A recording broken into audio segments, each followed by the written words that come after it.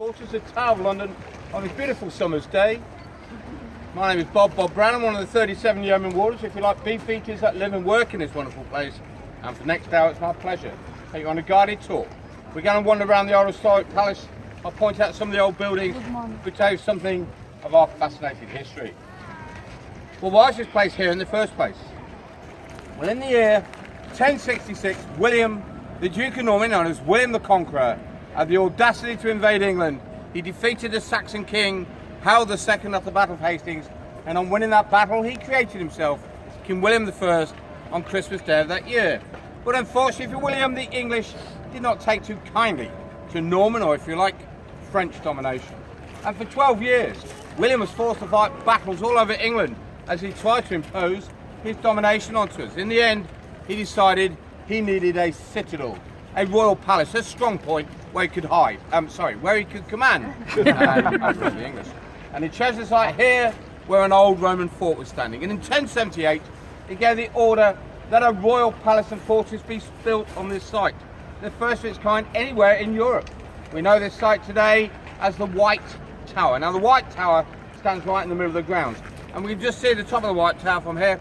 Behind you, beyond the walls and the roofs, you can make out the flagpole flying the Union Jack, and left and right, you can see two weather vanes with gold crowns on top. Now, they're on top of the White Tower, folks, but don't worry, we're going to get a better view of that building once we're inside the complex itself.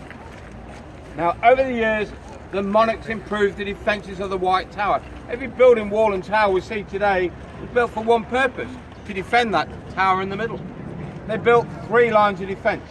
The first line they built in the year 1220 is referred today as the inner defensive wall, which has 13 tall, strong towers all the way around it. 6 years later, in 1280, they built this lower outer defensive wall behind you here. This wall has 6 towers, all facing south to protect the fortress from attack from the river. To the north were 3 strong bastions full of cannons to protect the fortress from attack from the north. But our third line defence, and the most important of all, is actually where we're standing. It was a water-filled ditch or moat, and originally this moat was 127 foot wider and 15 foot deeper than we see it today. Did you pick up on what I just did then? I was talking about imperial measurement, wasn't I? We've just got Brexit, so we can go back to imperial measurement. Jesus.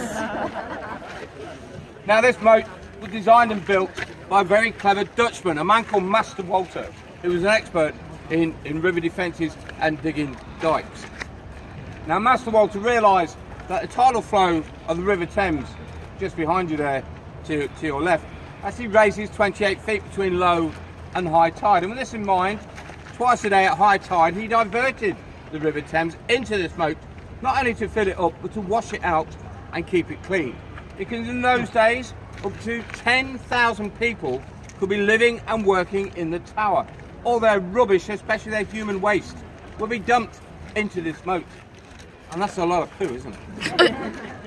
The clever bit comes at low tide. At low tide, they open the sluice gates. All the water drains out of the moat. It would take with it all that rubbish and human waste and would dump it back into the River Thames. At low tide, the river also changes direction, and it flows eastwards for 29 miles until it arrives at the coast. And all that rubbish and human waste will be dumped into the sea, into the English Channel. So it's clever if you think about it. That very clever Dutchman over 700 years ago designed a moat to get rid of all the rubbish and human waste from here and dump it in the sea 29 miles away. But it's a lot cleverer than that, because what happens to all that rubbish and human waste once it's dumped into the sea? Where does it go? France, exactly, yes. Well, they started it. And it worked very well for about 500 years. But eventually the whole system broke down, and all the rubbish from the city, Houndditch and Shoreditch, also got trapped inside this moat, and it became the largest cesspit in London. So smelly. Some say you could smell it 7 miles away. It's probably the best line of defence this place ever had.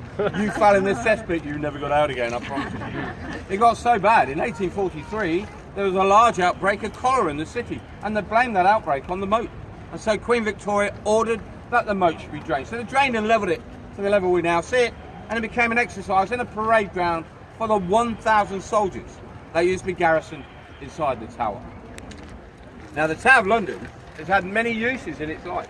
It's been a royal palace where the kings and queens of England lived for over 500 years. It's been a place since year 1303 that the royal regalia and crown jewels have safely been stored. They're still here to this very day. It was the site of the mint. All our coins were made here. All the bullion used to be safely stored here. It was an armoury. There were enough weapons here to arm 100,000 men at any one time. We also had a very strange thing here. We had the King's Menagerie, the King's private zoo, used to be here at the tower. Because in the Middle Ages, the royals of Europe tried to outdo each other by sending each other more and more exotic pets. The King of Norway, he once saved us a polar bear, and people used to go and watch that polar bear swim and fish in the river. The King of France, he sent us an elephant, and we thanked him very much, that elephant. So we sent him back a giraffe. Well, we called it a giraffe, but you know, giraffes have long necks, don't they, and long legs. Ours didn't. Ours had short legs, quite long, great big tail on one end and a great big jaw on the other end. Apparently very good for making shoes and handbags out of, but we told the Dauphin it was a giraffe and it loved nothing better than to go swimming with its owner. Alligator. We called it Dundee. Crocodile.